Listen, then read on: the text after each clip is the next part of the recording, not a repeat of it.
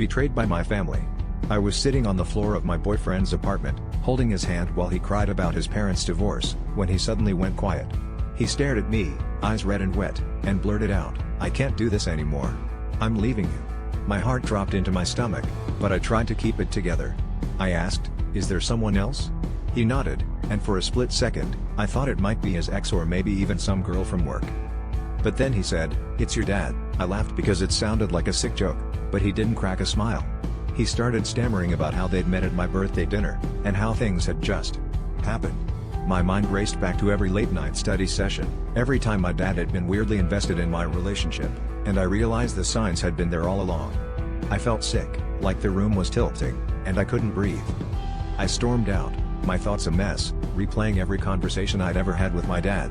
I called my mom, desperate for some kind of anchor, only for her to confess that she'd known something was off for weeks. She'd even confronted my dad about his new friend. That was the real reason behind their divorce.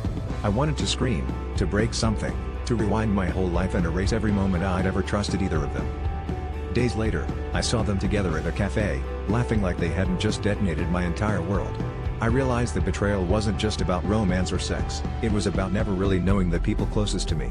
I kept asking myself if I'd missed the signs out of love or denial, and if I could ever trust my instincts again, or if deep down, I'd always be waiting for the next secret to explode.